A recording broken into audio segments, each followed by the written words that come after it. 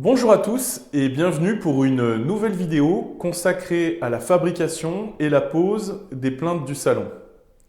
Dans un premier temps, j'ai regardé un peu ce qui se faisait dans le commerce et j'ai fait deux constats. D'une part que les plinthes vendues dans le commerce étaient très chères et que d'autre part, au niveau des dimensions, ça ne conviendrait pas avec ce dont j'avais besoin.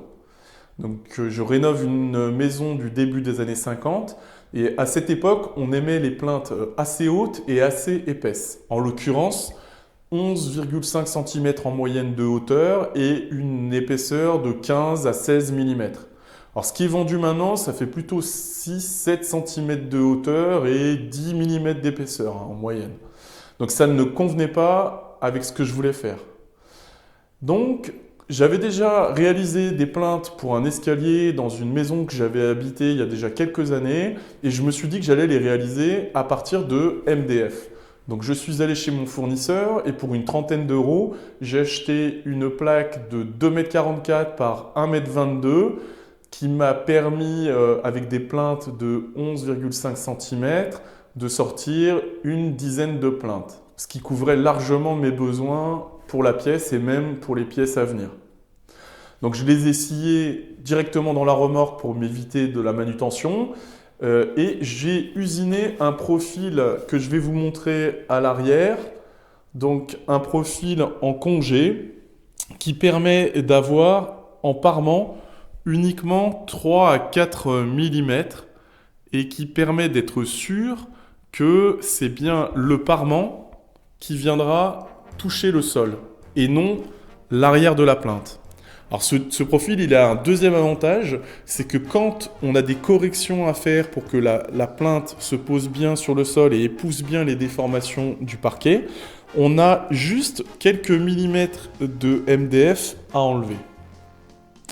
Je vous laisse pour la suite de cette vidéo où je vous montre la pose. Je procède pareil pour toutes les plinthes. Je place la plinthe à l'endroit où elle sera. Je la cale. Alors dans ce cas particulier là, la plinthe repose au milieu et en équilibre aux deux extrémités. Donc je cale les deux extrémités. On voit ici le centre qui est en appui et l'autre extrémité calée.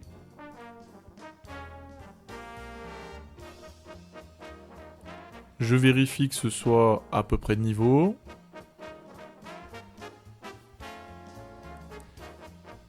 Et je viens reporter le profil du parquet grâce à un outil un peu magique que j'avais acheté pour réaliser les plinthes de mon escalier que je vous ai montré au début et qui est vraiment très très précis pour reporter un profil.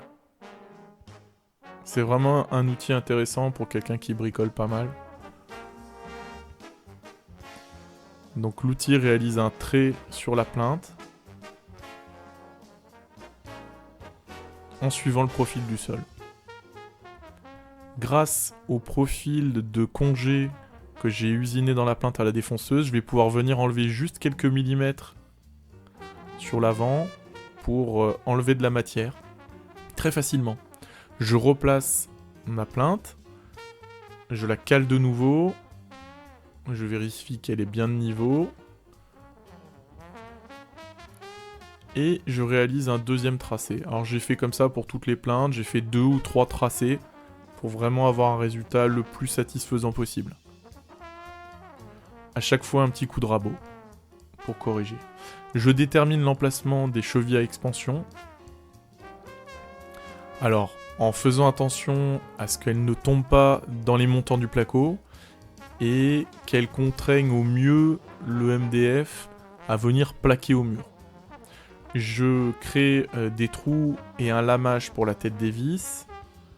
Je présente la plinthe à l'endroit où elle sera et je me sers des trous pour reporter l'emplacement des chevilles dans le placo.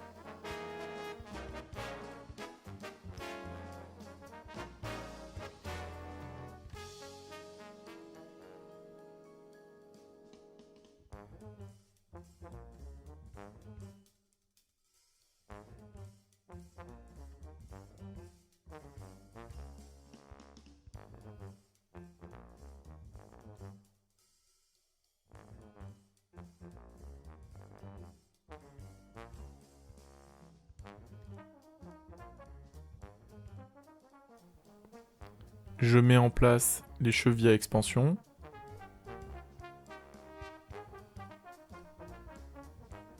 Là, je me sers d'une pince spécifique pour ce type de cheville, mais on peut faire ça aussi au tournevis. Je faisais comme ça avant. Avec la pince, ça va juste plus vite. C'est une pince qu'on m'a donnée. C'est vrai que c'est...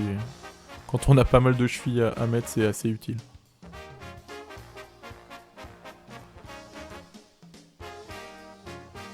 Je visse la plinthe en place pour vérifier que tout est correct, le raccord avec la plinthe de gauche et que la plinthe est bien en appui au sol.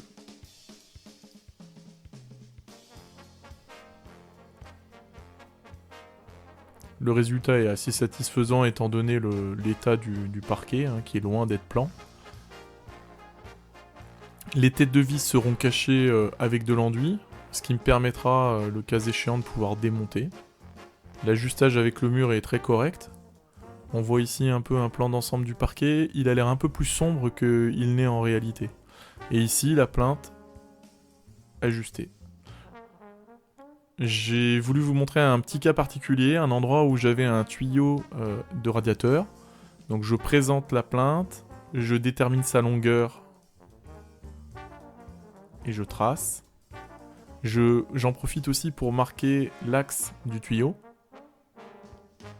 Je réalise un trou à la scie cloche de 35 mm pour le passage du tuyau.